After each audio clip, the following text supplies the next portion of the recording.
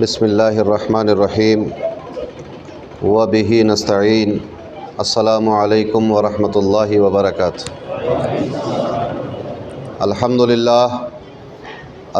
للہ القادر المقتدر القدیر والصلاة والسلام علی السید البشیر النذیر وعلی آلہ واصحابہ ووارث حالہ وعلی من لدیہ صلاۃ و سلام علیک یا رسول اللہ صلی اللہ تعالی علیہ وسلم۔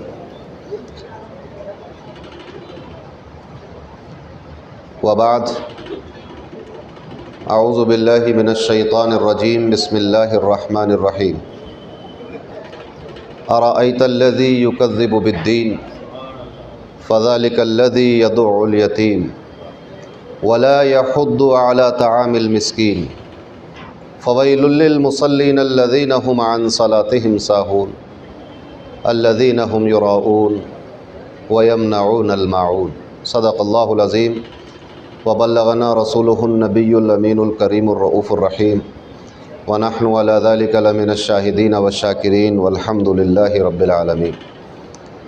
قال اللہ تبارک وتعالی مخبرا وآمرا تکریما لحق نبیہ وتعظیما ان اللہ وملائکتہ یصلون علی النبی یا ایہا الذین آمنوا صلوا علیہ وسلموا تسلیما۔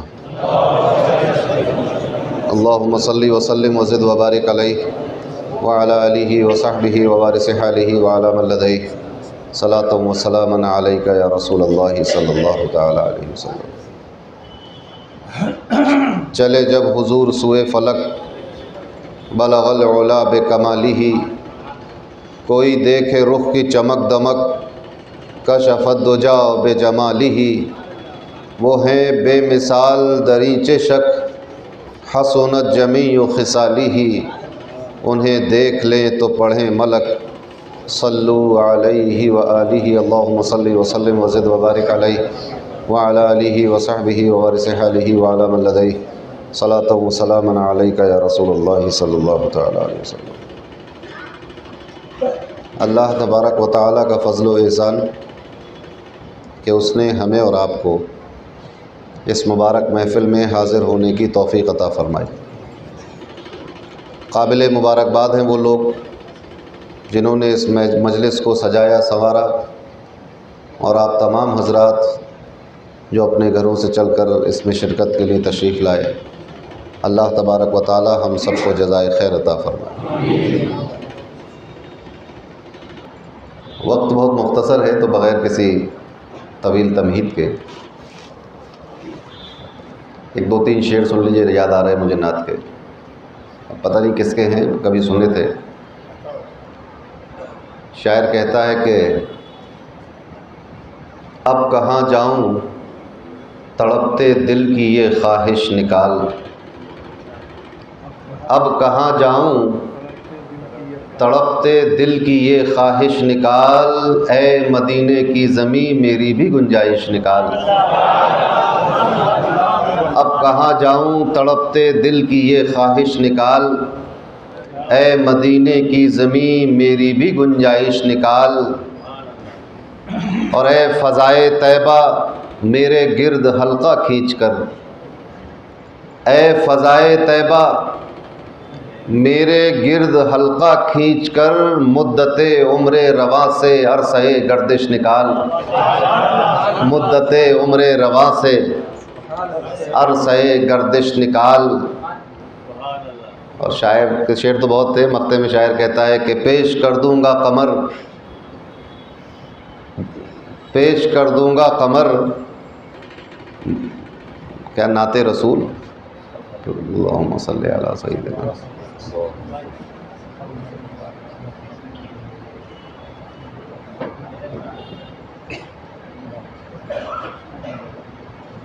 پیش کر دوں گا قمر سرمایہ نعت حضور، پیش کر دوں گا قمر سرمایہ نعت حضور، حشر میں جب حکم ہوگا نامہ پرسش نکال، حشر میں جب حکم ہوگا نامہ پرسش نکال۔ اللہم صلی وسلم وزد وبارک علیہ وعلی آلہ وصحبہ وارث حالہ وعلی من لدیہ صلاۃ و سلام علیک یا رسول اللہ صلی اللہ تعالیٰ علیہ وسلم۔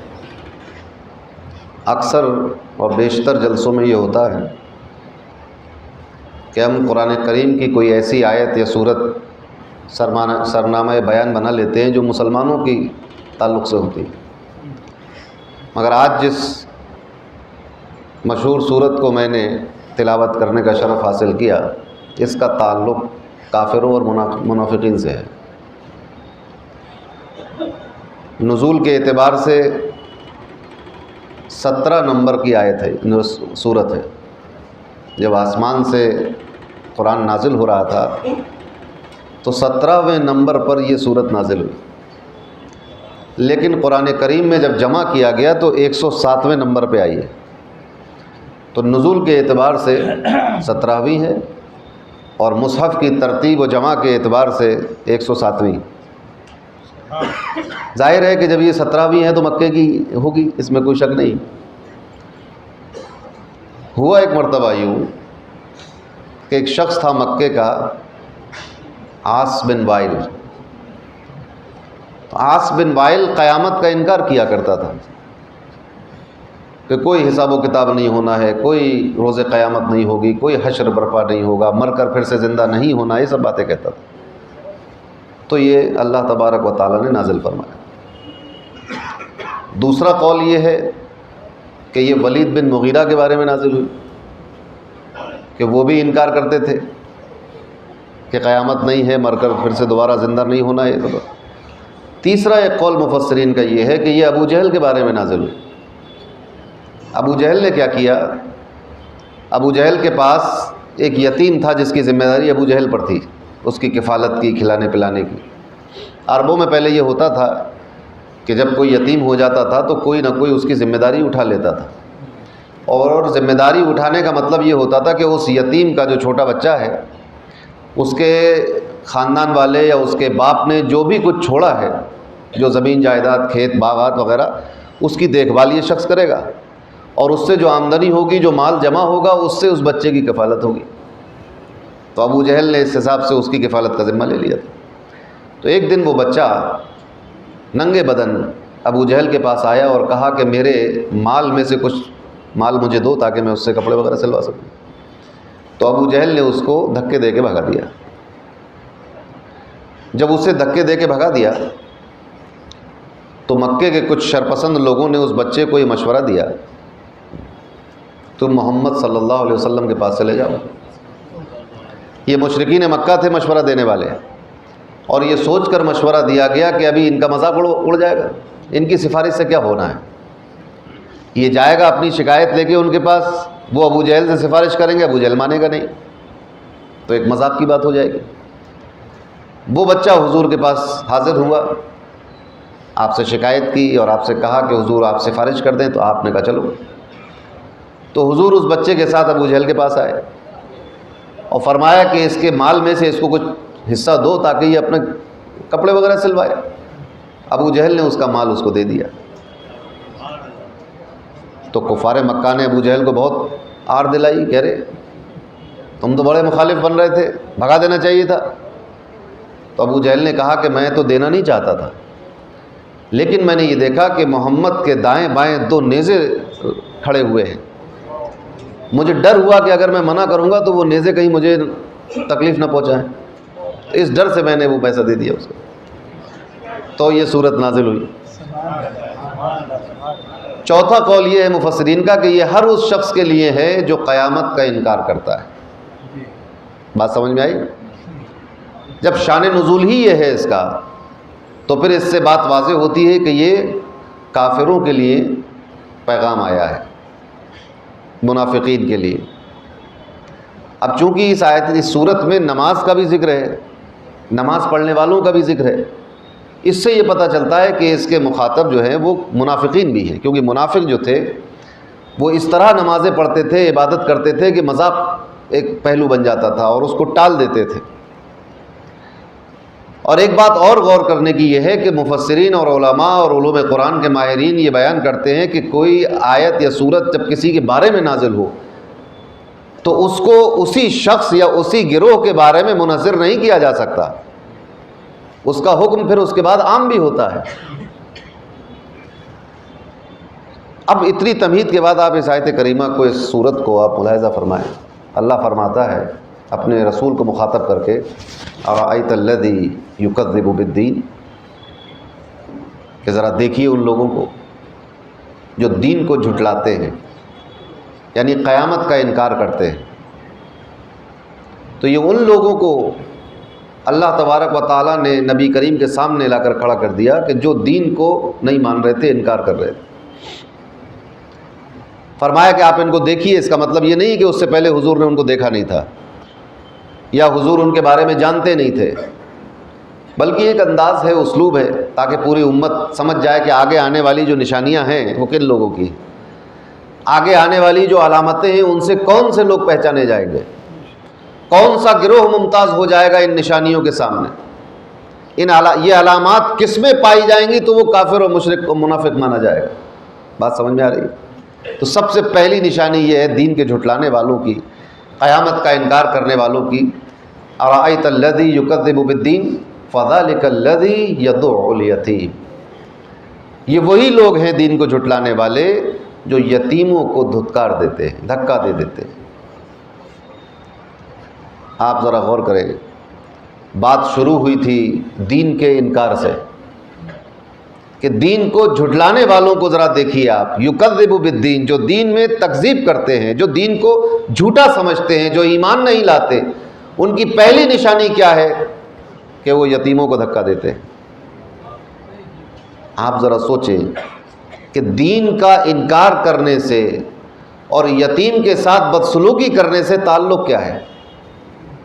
یتیم کے ساتھ بدسلوکی کرنا ایک گناہ کی بات ہے، اور یہ گناہ وہی کرے گا یا اس کے علاوہ سارے گناہ وہی کر سکتا ہے کہ جس کو اس بات کا ڈر نہ ہو کہ ہمیں حساب بھی دینا ہے۔ حساب و کتاب کا ڈر نہیں ہونے کا مطلب یہ ہے کہ آپ کا ایمان قیامت پر نہیں آیا ابھی، کہ اگر قیامت کے دن پر ایمان ہوتا تو دل میں یہ احساس ہوتا کہ یہ جو کام کر رہے ہیں اس کا کل ہمیں حساب دینا ہے اللہ کے سامنے، تو پھر ہم کیسے یہ کام کر سکتے ہیں؟ بات سمجھ میں آ رہی ہے؟ تو یہاں سے ایک اشارہ یہ ملا کہ غلط کام، برا کام، اللہ کی مرضی اور رسول کی مرضی کے خلاف کوئی کام اگر کریں گے تو اس کا مطلب یہ ہے کہ قیامت کے دن پر ایمان نہیں ہے۔ تبھی تو دین کی تکذیب کو یتیم کے ساتھ بدسلوکی سے جوڑا گیا ہے۔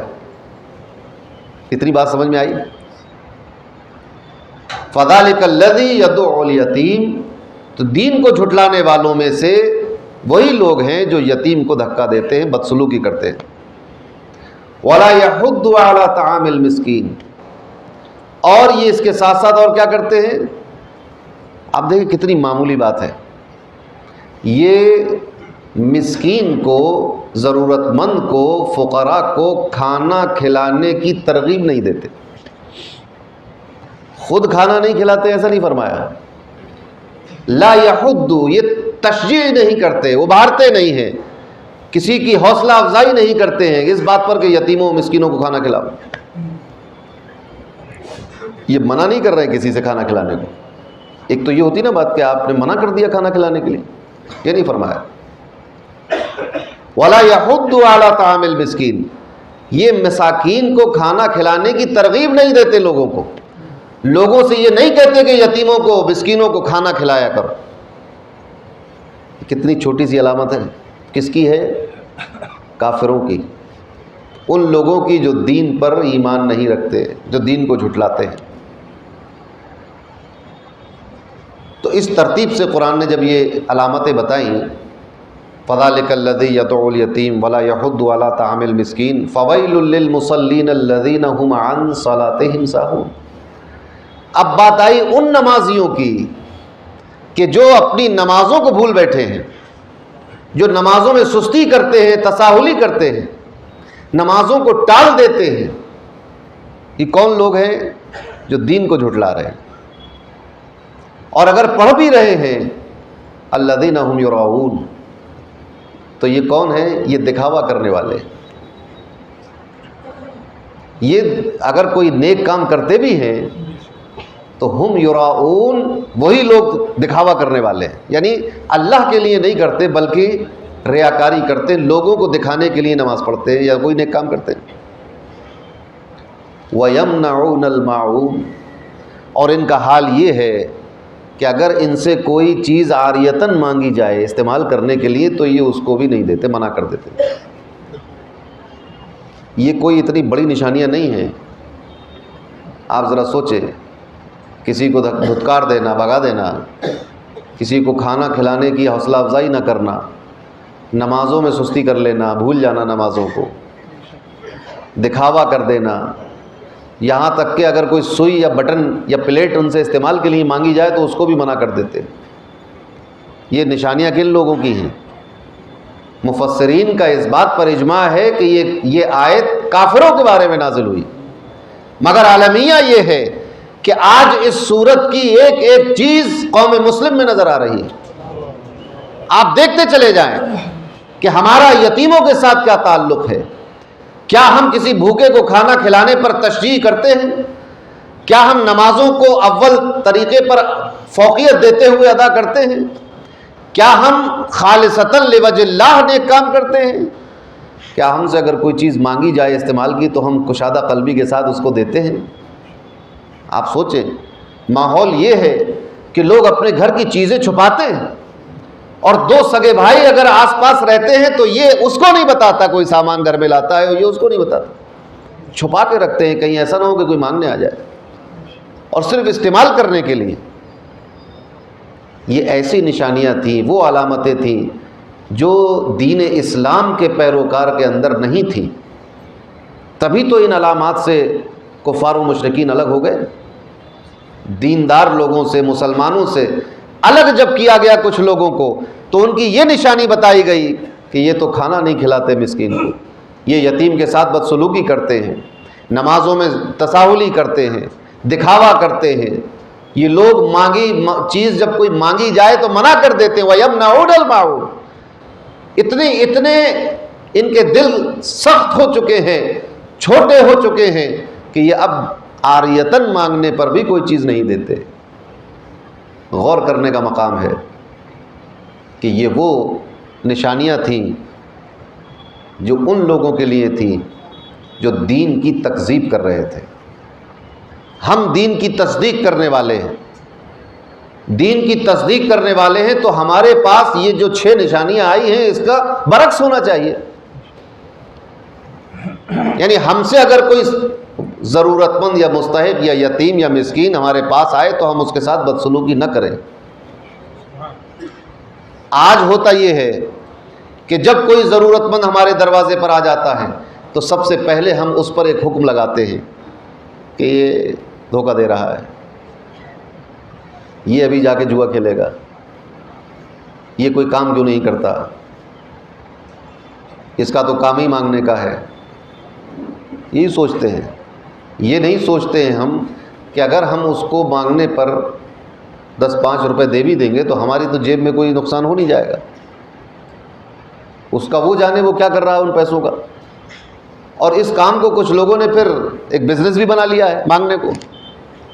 اسلام نے اس کی بھی کوئی ترغیب نہیں دی کہ لوگوں ایک دوسرے سے مانگا کرو، لیکن کوئی ضرورت پڑ جائے اگر تو امداد باہمی کے طور پر ایک دوسرے کی خبرگیری اور اس کی دستگیری اسلام میں واجب کر دی مسلمانوں پر۔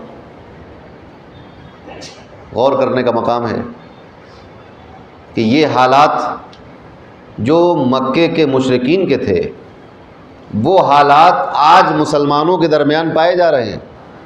آپ فیصلہ کریں، قرآن کہتا ہے کہ وہ شخص جو دکھاوا کرتا ہے وہ دین کی تکذیب کرتا ہے، مگر حیرت اس بات کی ہے کہ آج مسجد بنانے والے دکھاوا کر رہے ہیں، نماز پڑھنے والے دکھاوا کر رہے ہیں، حج پہ جانے والے دکھاوا کر رہے ہیں، قرآن کی تلاوت کرنے والے دکھاوا کر رہے ہیں۔ آپ ذرا سوچیں کہ یہ چیزیں ایمان والوں کی تھیں، ہم نے اسے دکھاوا کر کے کافر و مشرکین کی صف میں اپنے آپ کو شمار کرانا شروع کر دیا، جبکہ ہم کلمہ پڑھتے ہیں، ہم قیامت پر ایمان رکھتے ہیں، حساب و کتاب پر ایمان رکھتے ہیں، اللہ اور اس کے رسول پر ایمان رکھتے ہیں، مگر کیا بات ہے کہ ہمارے اندر یہ علامتیں در آ گئی۔ اس وجہ کو تلاش کرنے کی ضرورت ہے، اس سبب کو تلاش کرنے کی ضرورت ہے۔ آخر ایسا کیا بدل گیا کہ ہم ایمان والوں کی علامتوں سے بے ایمانوں کی علامتوں میں شمار کیے جانے لگے؟ وہ کون سی وجہ ہے کہ جس کی بنیاد پر ہم ایمان والوں کی صف سے اٹھ کر مشرکین اور کفار کی صفوں میں کھڑے ہو گئے جا کر؟ وہ سبب کیا ہے؟ اس کو تلاش کرنے کی ضرورت ہے کہ آخر یہ تبدیلی کیسے ہو گئی؟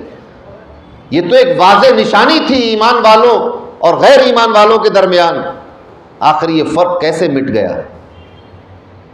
کون سی ایسی چیزیں ہیں جس کو ہم نے بھلا دیا ہے؟ وہ کون سی باتیں تھیں کہ جس کو ہم نے پس پش ڈال دیا؟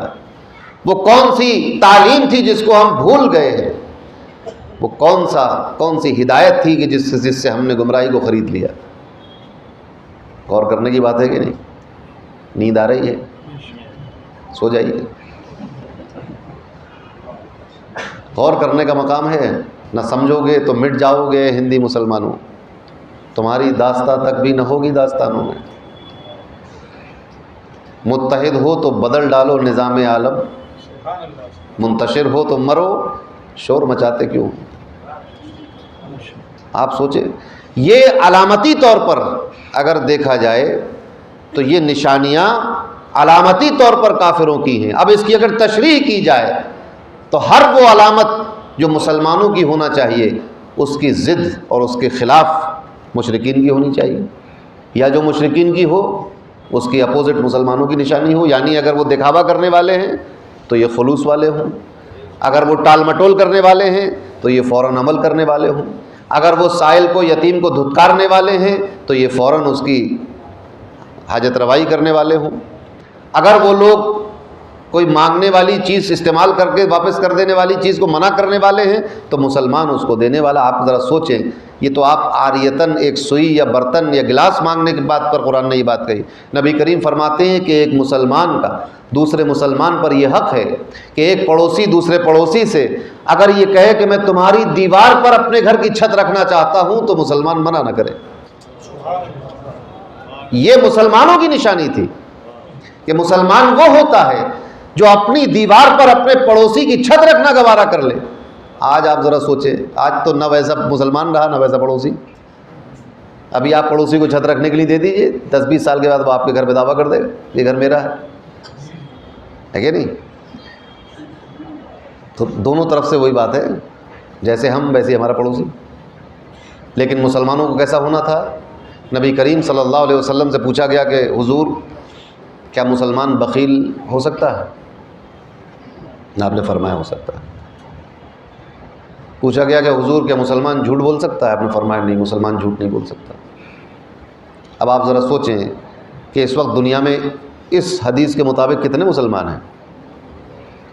اس نشانی کے حساب سے، اس علامت کے اعتبار سے دنیا میں کتنا مسلمان ہے کہ مسلمان جھوٹ نہیں بول سکتا؟ یہ فرمایا حضور نے مسلمانوں کے بارے میں۔ آج ہم اپنا کردار اگر دیکھیں تو یا تو ہم جھوٹے ہیں یا وہ روایت اور رسول کا قول جھوٹا ہو نہیں سکتا۔ رسول اللہ کا قول جھوٹا نہیں ہو سکتا۔ وما ينطق عن الهوى ان هو الا وحی یوحى۔ حضور تو اللہ کی وحی سے بولتے ہیں، اپنی مرضی سے تو کچھ بولتے نہیں۔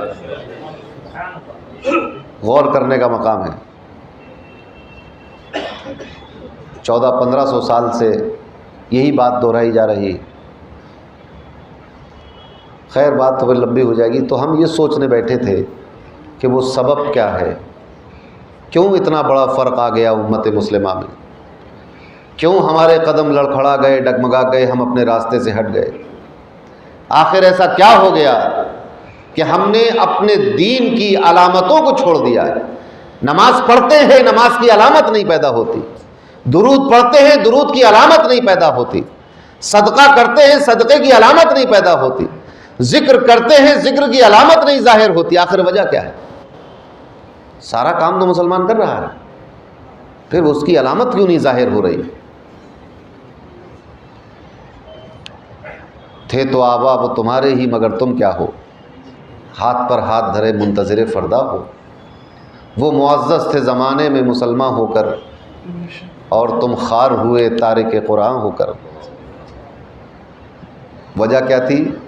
مجھے جو سمجھ میں آئے، 2 سبب سمجھ میں آئے۔ ایک سبب تو اس کا یہ ہے کہ ہم دین کی تعلیم سے دور ہو گئے، ہمیں پتہ ہی نہیں ہے، تو عمل کیا کریں گے؟ ہم معلوم ہی نہیں ہے۔ اور حد تو یہ ہے کہ ہمیں یہ تک نہیں معلوم ہوتا کہ کن چیزوں سے نماز فاسد ہو جاتی ہے، کن چیزوں سے نماز مکروہ ہو جاتی ہے، وہ کون سے ایسے اعمال ہیں جس سے روزہ مکروہ ہو جاتا ہے، وہ کون سی نواقض وضو کیا ہیں، ہمیں نہیں پتہ۔ یہ تو ہماری دینی معلومات کا عالم ہے۔ اور دوسری طرف اظہار ہماری علمیت کا یہ ہے کہ ہم عقل کل رکھتے ہیں دنیا کے مسائل۔ لوگ پوچھنے آتے ہیں کہ وہ دمبا کس رنگ کا تھا جو حضرت اسماعیل کی جگہ پر حضرت ابراہیم کی چھری کے نیچے رکھا گیا؟ ارے بھائی تم سے کیا لینا دینا اس دمبے کا؟ آپ یہ پوچھئے کہ جو نمازیں ہم پڑھ رہے ہیں وہ ٹھیک ہیں کہ نہیں؟ یہ نہیں سوال کرتا کوئی۔ تجسس بھی ہے تو ایسی لایانی چیزوں کا جن سے آپ کی زندگی میں کوئی لینا دینا نہیں۔ وہ رسی کس رنگ کی تھی جس سے وہ بندھا ہوا تھا؟ آپ ذرا سوچیں، اس کنویں میں کتنا پانی تھا جس میں حضرت یوسف کو دھکا دیا گیا؟ کوئی مطلب ہے اس کا؟ تو اول تو ہمارے پاس علم کی کمی ہے۔ دوسرا، جب علم کی، پہلی بات تو یہ کہ علم کی کمی ہے، علم کی کمی سے عمل ختم ہو گیا ہمارا۔ دوسرا، ہم نے اپنی نسبت کمزور کر لی۔ دو بنیادی وجوہات ہیں، علم ختم ہوتا جا رہا ہے، نسبت کمزور ہوتی جا رہی ہے۔ آپ ذرا سوچیں کہ نبی کریم صلی اللہ علیہ وسلم کے ساتھ ہمارا تعلق کیا ہے، نسبت کیا ہے ہماری ان سے، ہمارا کیا تعلق ہے ان کے ساتھ؟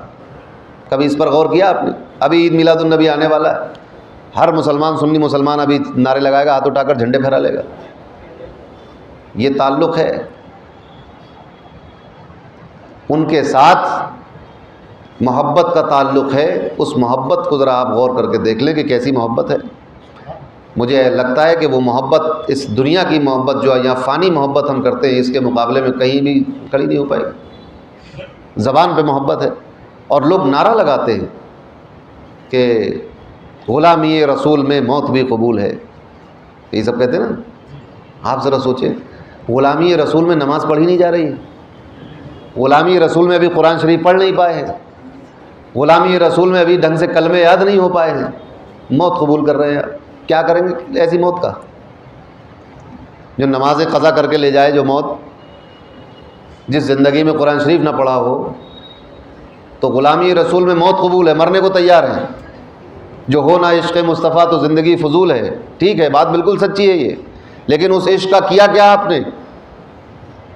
سنتے ہیں عشق میں فرہاد نے کاٹا تھا پہاڑ، سنتے ہیں عشق میں فرہاد نے کاٹا تھا پہاڑ، ہم نے دن کاٹ دیے، یہ بھی ہنر ہے سائیں۔ صرف دن کاٹ دیے، ٹائم کاٹ دیا۔ عشق مصطفیٰ کے بغیر کچھ نہیں ہوتا، بیکار ہے زندگی، بات بالکل صحیح، لیکن اس عشق کا آپ نے کیا کیا یہ بتائیے۔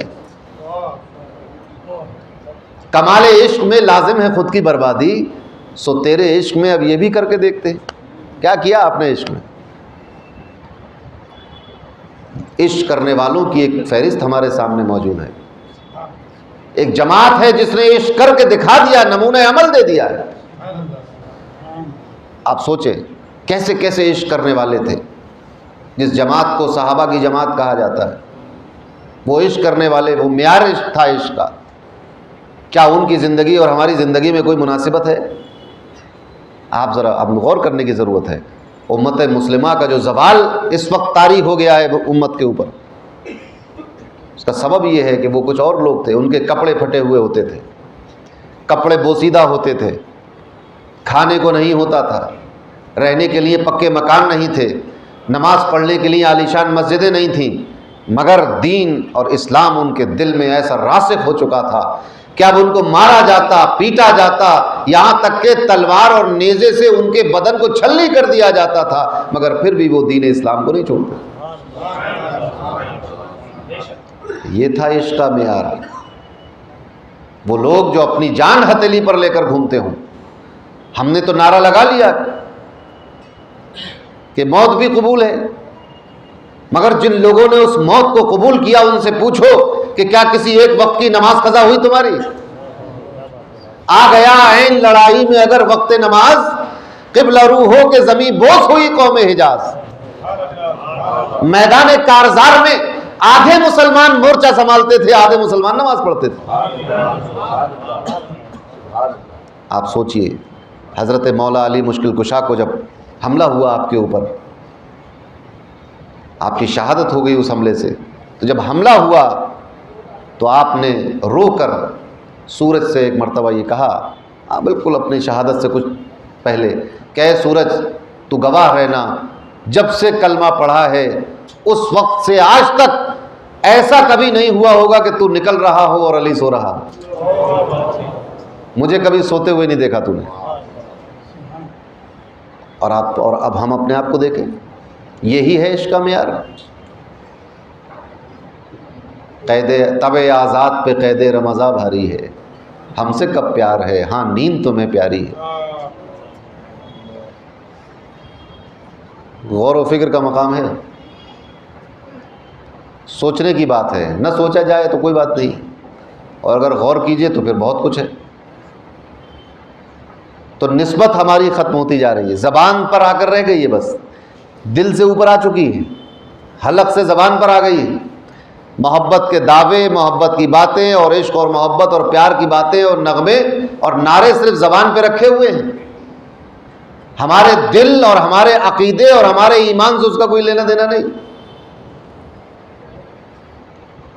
آپ سوچیں، اس بات پر غور کیجئے کہ کیا ہوتا جا رہا ہے۔ فجر کے نمازی اور مغرب کے نمازیوں کی تعداد میں فرق کیوں ہوتا ہے؟ اس پر غور کرنے کی ضرورت ہے۔ عید میں بہت نمازی ہوتے ہیں، مگر جبکہ عید کی نماز فرض بھی نہیں ہے۔ عید کی نماز فرض ہے کیا؟ نہیں، فجر کی فرض ہے۔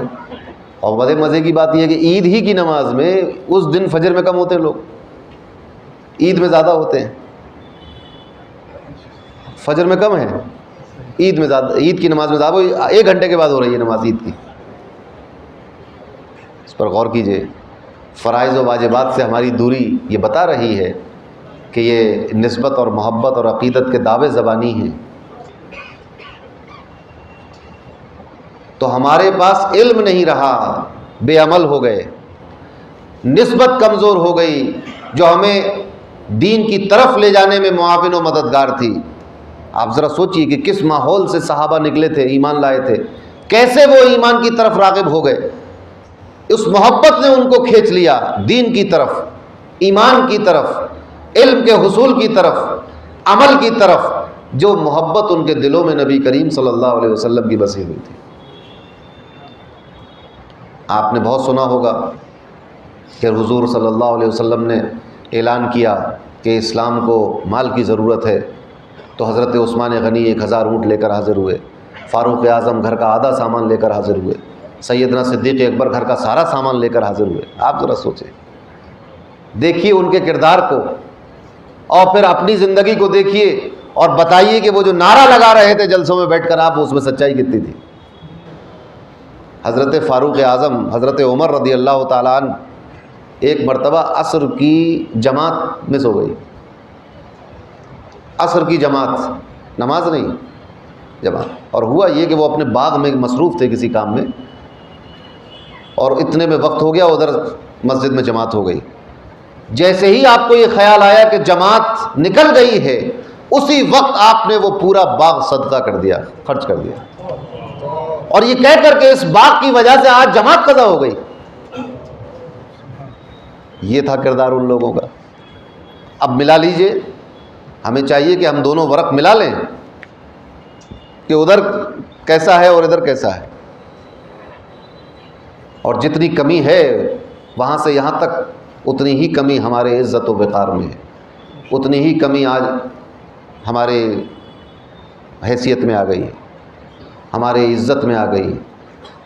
آپ ذلت و رسوائی مقدر بن گئی، حالانکہ پیسے ہمارے پاس صحابہ سے زیادہ ہیں، ہمارے گھر ان کے گھروں سے اچھے بنے ہوئے ہیں، ہمارے پاس کھانے کے لیے ان سے اچھا سامان ہے، ہمارے پاس تجارت ان سے اچھی ہے، ہمارے کاروبار ان سے بڑے ہیں، مگر کیا وجہ ہے کہ ہم ویسی عزت نہیں کما پائے؟ اور یہ نشانیاں جو کفار و مشرکین کے لیے تھیں، یہ مسلمانوں میں دھیرے دھیرے آتی چلی گئی، نسبت کم ہوتی چلی گئی، منافقت زیادہ ہوتی چلی گئی۔ آپ ذرا سوچیں کہ ہم ایک دوسرے کی مخبری کر دیتے ہیں، جا کر جھوٹے مقدمے کر دیتے ہیں، جھوٹی گواہی دے آتے ہیں، جا کر ایک دوسرے کو پھنسانے کے لیے جھوٹا مقدمہ کر دیا۔ یعنی ایک مسلمان کے جس کے اوپر دوسرے مسلمان کی جان، مال، عزت کی حفاظت فرض تھی، جس طرح نماز اور روزہ فرض ہے، اور کر کیا دیا؟ اس کو بے عزت کر دیا، اس کے مال کو خرچ کرا دیا، اس کی جان کے دشمن ہو گئے، بالکل الٹ گیا ہے معاملہ۔ تو وہ نشانیاں جو کفار و مشرکین کی تھیں وہ ہمارے درمیان آتی جا رہی ہیں، یہ قرب قیامت بھی ہے۔ اب اس وقت ہمیں غور کرنے کی ضرورت ہے کہ ہمیں فوراً پیچھے کی طرف جانا ہے، جس منزل کو ہم چھوڑ کے آگے اسی طرف جانا ہے، اور یہ کفار و مشرکین کی علامتیں اپنے اندر سے دور کرنا ہے۔ ہم دنیا پر بھروسہ کرنے لگے ہیں، ہمیں توکل اللہ پر کرنا تھا، ہم نے اعتماد اور بھروسہ دنیا اور دنیا والوں پر اور مخلوق پر کر لیا ہے۔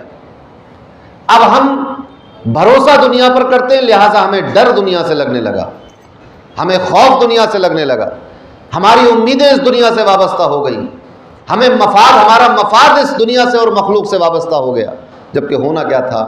یہ ساری چیزیں تو ہماری اللہ کے ساتھ ہو رہی تھی، توکل اللہ پہ ہونا تھا، اعتماد و بھروسہ اس پر کرنا تھا، امید نفع اس سے لگانا تھی، ڈر اس کا ہونا چاہیے تھا۔ تو جب یہ چیزیں ہم نے مخلوق کے ساتھ وابستہ کی تو اب ڈر اسی کا ہو گیا، خوف ہو گیا اس کا۔ کیا دور تھا کہ جب لوگ جنگل میں شیر چیتوں سے نہیں ڈرتے تھے، سانپ بچھو سے نہیں ڈرتے تھے، سمندروں میں اتر جاتے تھے، سمندر کی گہرائی اور طغیانی سے ڈر نہیں لگتا تھا، آسیب اور جنات سے ڈر نہیں لگتا تھا۔ آج ہم کس کس سے ڈرنے لگے؟ کتنا ڈر اور خوف اور ہراس کا ماحول پیدا ہو گیا۔ سب ایک ایک کر کے جو ہماری علامتیں تھیں وہ ہم نے چھوڑی، تو اس کی جگہ پر غیروں کی علامتیں ہمارے درمیان آ گئی۔ آج ہمارے درمیان وہ اتحاد، وہ اخوت اور محبت، مودت نہیں رہی۔ آج ہم نے آپس میں ایک دوسرے سے دشمنی اور کینہ اور حسد اور بغض پال لیا۔ آپ ذرا سوچئے، ایک لفظ ہے انگلش میں اپوزٹ، عربی میں کہتے ہیں تباین، وہ پیدا ہو گیا ہے۔ جو ہونا تھا بالکل اس کا اپوزٹ ہو گیا ہے، جو نہیں ہونا تھا وہ ہو گیا ہے۔ غور کرنے کا مقام ہے۔ قرآن مجید میں مختلف بلکہ بیشتر مقامات پر اس طرح کی باتیں آئی ہیں، اور میں تو یہ سمجھتا ہوں کہ آج کے دور میں ہمارے لیے اس طرح کی صورتوں کا اور آیات کا ہماری ہدایت کے ساتھ یہ تعلق ہے کہ ہم یہ دیکھیں کہ یہ باتیں تو 1500 سال پہلے کے کافروں کے لیے تھی، مگر دیکھیں کہ آج ہماری زندگی ان کافروں کی زندگی کی طرح ہوتی جا رہی ہے جو مکہ میں تھے، جنہوں نے دین قبول نہیں کیا۔ ہونا یہ چاہیے تھا کہ ہماری زندگی ان صحابہ کی زندگی کی طرح ہوتی جنہوں نے کفر و شرک کو چھوڑ کر ایمان قبول کر لیا تھا۔ ہمارا تعلق اولیاء سے ہے، مشائخین سے ہے۔ اگر وہ 1500 سال پرانی زندگی نہیں دکھائی دیتی تو موجودہ زندگی دیکھ لینی چاہیے۔ مشائخین کی، فقراء کی، صوفیاء کی زندگی کو دیکھیے۔ کیا کسی صوفی فقیر شیخ کے یہاں پر آپ نے یہ دیکھا کہ وہاں کوئی کسی کو دھتکارا گیا ہو، بھگا دیا گیا ہو، کھانے سے اٹھا دیا گیا ہو، کھانا نہ کھلایا ہو؟ رحم دلی ہوتی، تربیت ہوتی ہے، سختی ہوگی تربیت کے لیے۔ اگر آپ کوئی ایسا عمل آپ سے سرزد ہو جو نہیں ہونا چاہیے اس پر سختی بھی ہوگی، لیکن یہ سختی ہوگی اس لیے تاکہ آپ صحیح راستے پر آ جائیں۔ تو اب ہم مرید تو ہوتے ہیں، لیکن ایک شوق ہو، ایک فیشن ہے مرید ہونا اور مریدین کی تعداد بڑھانا، تو اس چکر میں چل رہا ہے پورا کاروبار، ورنہ کوئی مقصد تو ہے نہیں اب پیری مریدی کا۔ نہ پیر جو ہے وہ اصلاح کر رہا ہے، نہ مرید اصلاح قبول کر رہا ہے۔ شولہ پور گیا تھا میں پچھلے دورے میں، تو وہاں دیکھا میں نے سب نوجوان بچے کڑے پہنے ہوئے، تو میں روک نہیں پایا اپنے آپ کو۔ آخرکار مجھے یہ بات کہنا پڑی. انہوں نے بتایا کہ یہ غوث پاک کا کڑا ہے. میں نے کہا بھائی غوث پاک نے خود نے کبھی کڑا نہیں پہنا, اور مجھ سے زیادہ غوث پاک کے بارے میں کیا جانتے ہو بھائی؟ دنیا کی ہر کتاب میں لکھا ہو کہ غوث پاک کا کڑا ہے. میں اگر منع کر دوں تو میرا قول سچا ہے, کتابیں جھوٹی. میں جو بتاؤں گا وہ سند ہوگا غوث پاک کے بارے میں.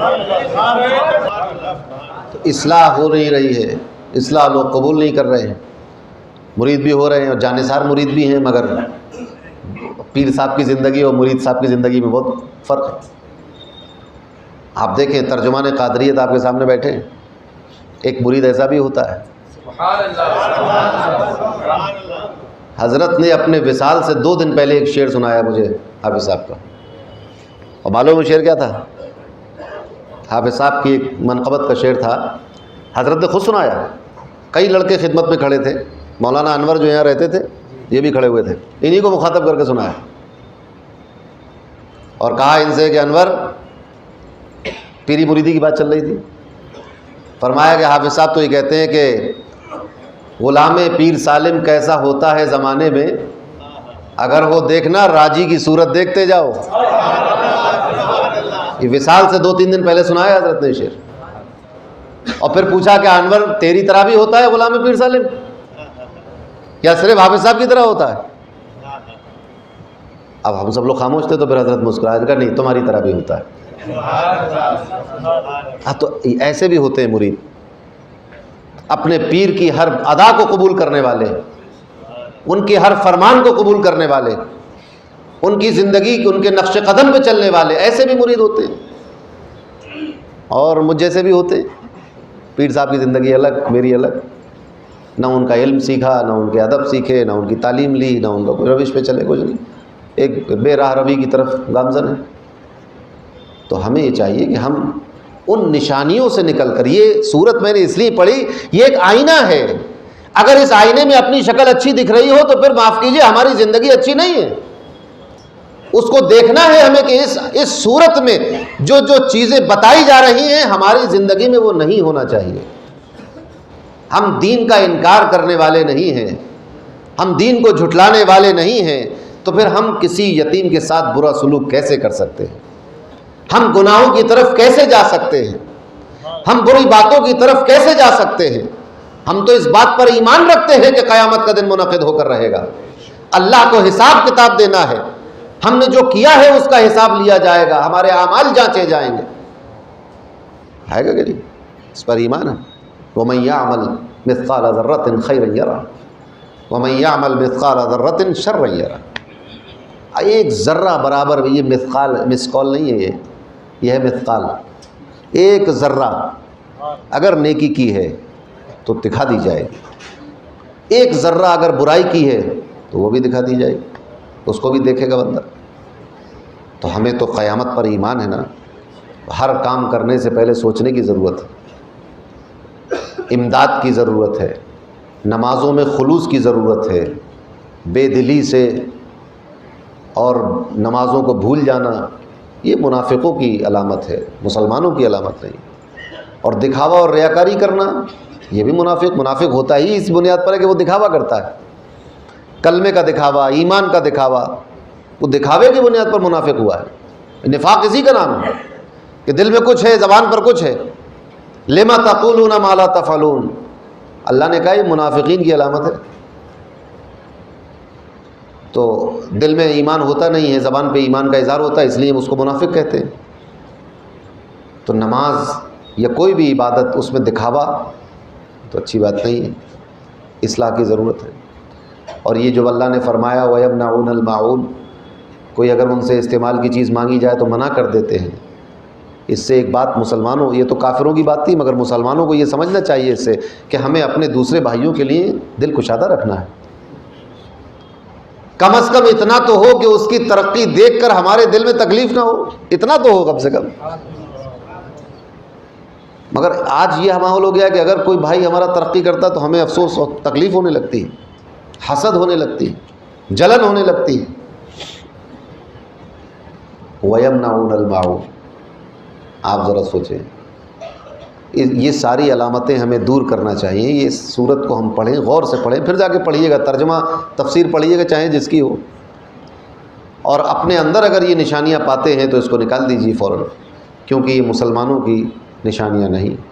اللہ تبارک و تعالی ہمیں سچا پکا مسلمان بننے کی توفیق عطا فرمائے. جب تک ہم زندہ رہیں اللہ اور اس کے پیارے حبیب محمد مصطفیٰ صلی اللہ علیہ وسلم کی بتائے ہوئے راستے پر چلتے رہیں. جب ہمارا آخری وقت ہو تو ہماری زبان پر ہو لا الہ الا اللہ محمد رسول اللہ صلی اللہ علیہ وسلم. وآخر دعوانا الحمد للہ رب العالمین.